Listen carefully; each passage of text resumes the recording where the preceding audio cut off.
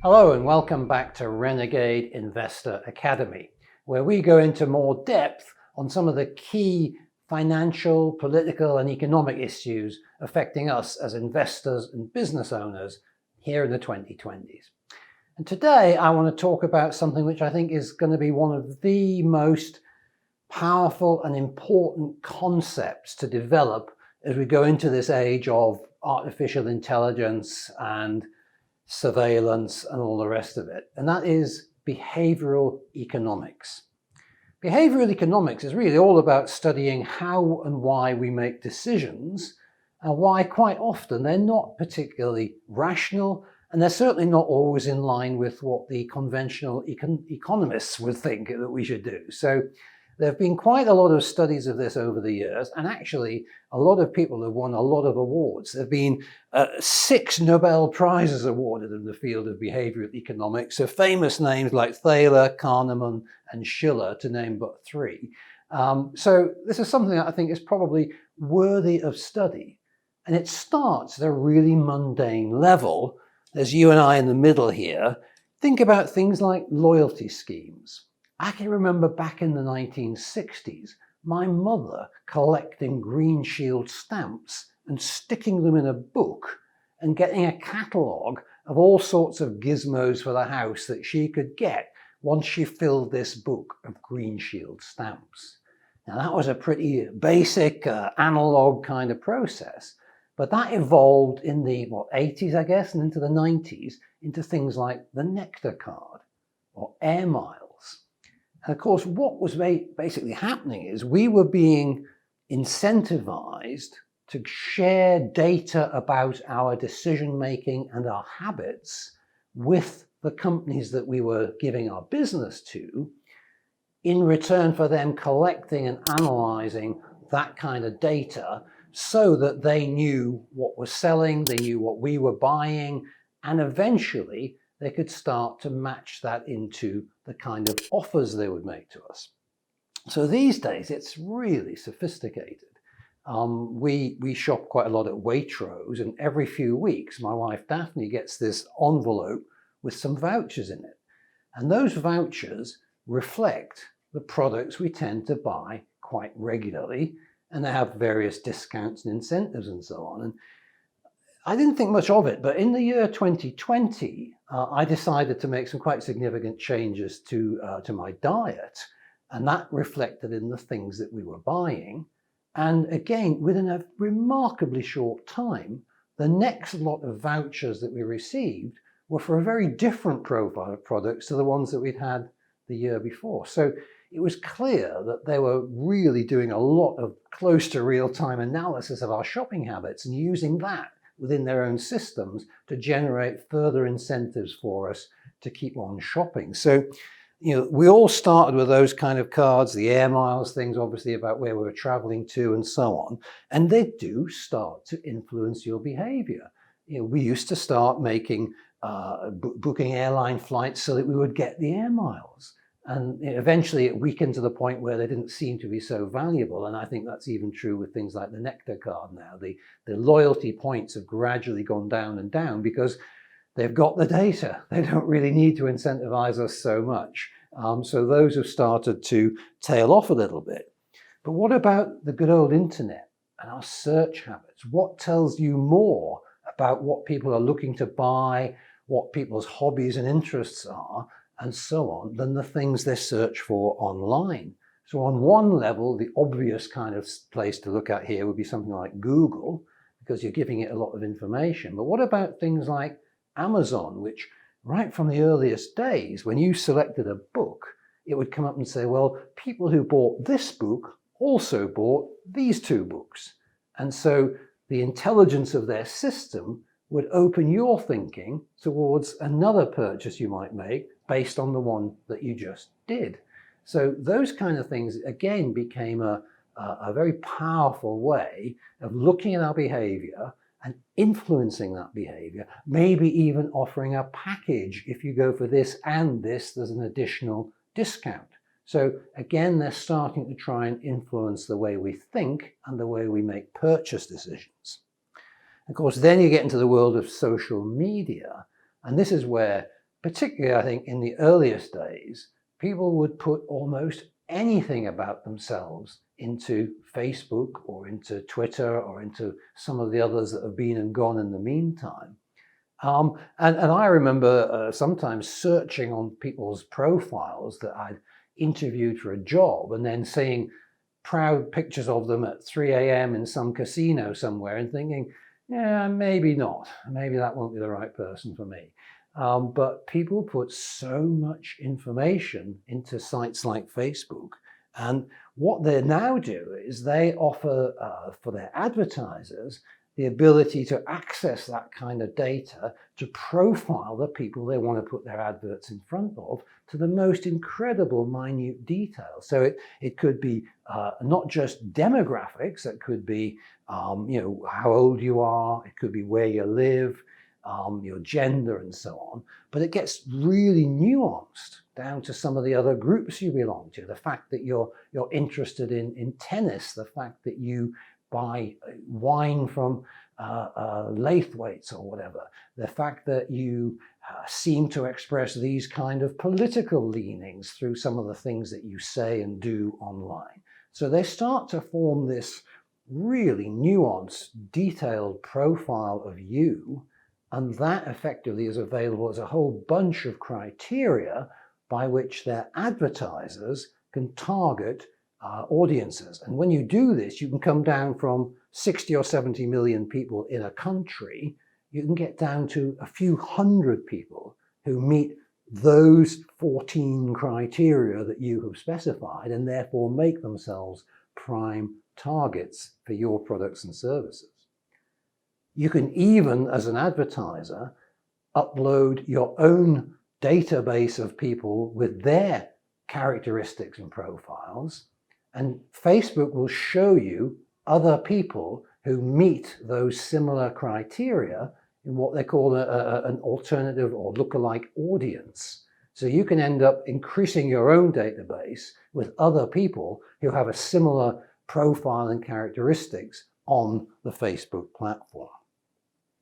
The next thing, of course, then is all of this becomes available on our smartphones, in our smartphone apps, and it becomes very handy. It's very convenient, very great way to access and use data. But then you start to see how these things can be manipulated and controlled, and the data can be shared with people that you might not have agreed to. You might have seen one of my recent Money Minute videos, which is about Narendra Modi in India, who's effectively being charged with having shared people's information with an American data company without their permission. And of course, political parties also want access to this data.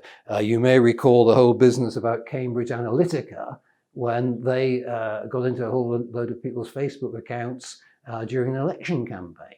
So there's lots of people like political parties. Some of the smartest politicians in recent years have been the ones that have used social media to attract their supporters, to attract contributions, and to put out news, whether it's real or fake, that has influenced those election campaigns. So what we've got is all of this information about us effectively coming into this enormous cloud that I'm calling big data.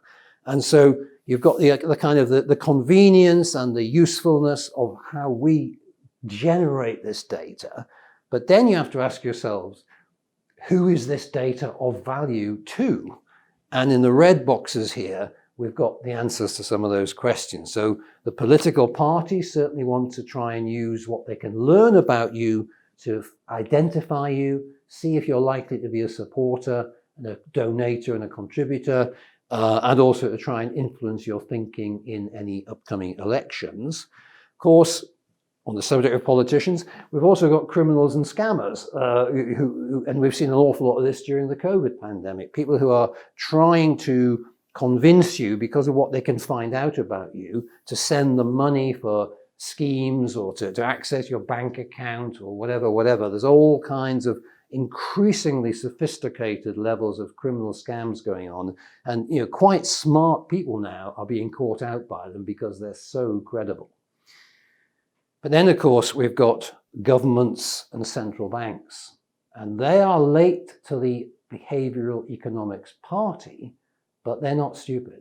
They are seeing how advertisers have been using all of this data to really refine and fine-tune and nuance the way they interact with people.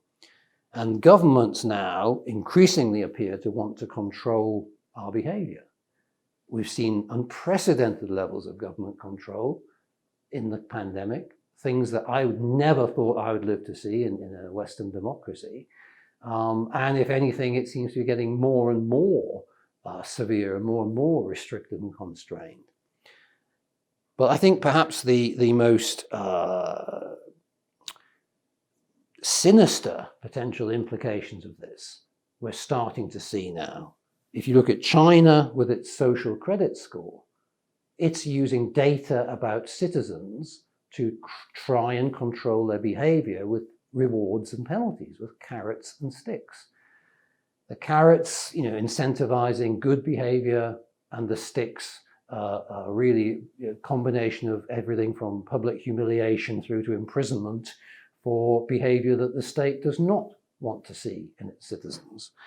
I think we'll see a lot more of this now as we come out the other side of the pandemic. So are we going to be forced to have the vaccine, whether we want it or not, in order to get onto an airplane or to arrive in certain countries or even to get into an office building?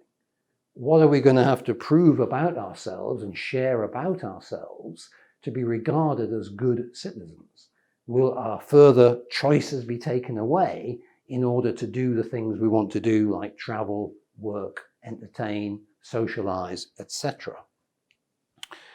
Sitting behind that is this development of central bank digital currencies. And there's still an enormous amount of confusion around about this because people think we already operate in a digital economy because we pay for things with our cards. We've obviously used cash less and less during the pandemic. So people equate a cashless society with a digital economy. But that's not the same as what is meant by central bank digital currencies. These are programmable pieces of code. They tend to get referred to as coins, the Fed coin or the Bank of England coin or whatever fancy name they'll come up with for them. But they're not coins, they're code. And code can be programmed according to algorithms. And algorithms can be programmed according to the whims of politicians and central bankers. So, for example, you could have a use it or lose it coding. So we're going to give you this universal basic income. You've got to spend it in the next 28 days into the economy, or else it will be effectively removed. It'll have a sell-by date. It'll be money with a sell-by date. Or you could find that people who have a high social credit score get offered a lower rate of interest on loans. People who are regarded as enemies of the state will not have access to a mortgage or will pay a punitive rate of interest for it.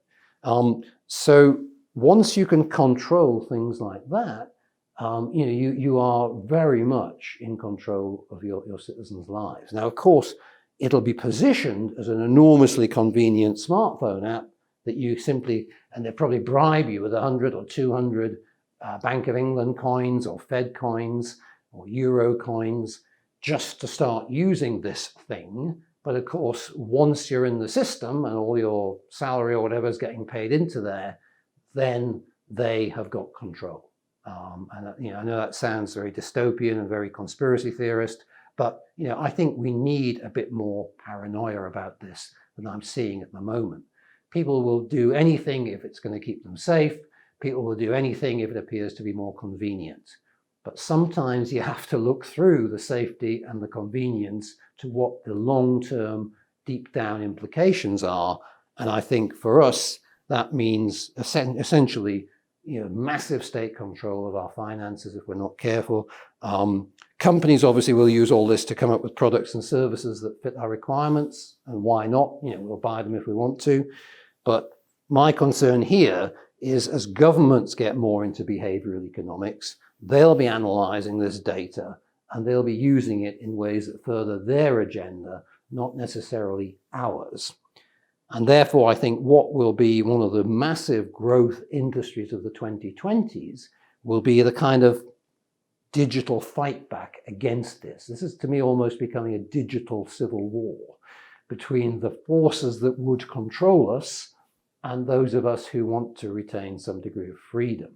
And I think that is one of the real drivers behind the whole success of Bitcoin and cryptocurrencies, which, as we record this, are in an all-time record boom. What they offer, obviously, is an alternative financial system. They used the blockchain as a distributed, transparent, but anonymous network for transactions being recorded. And what they offer is perhaps the most under-defended, underused word in the last 10 or 20 years, and that is privacy. Privacy has all but disappeared in our modern world. Some people seem not at all bothered by that. Maybe I'm just an old-fashioned dinosaur.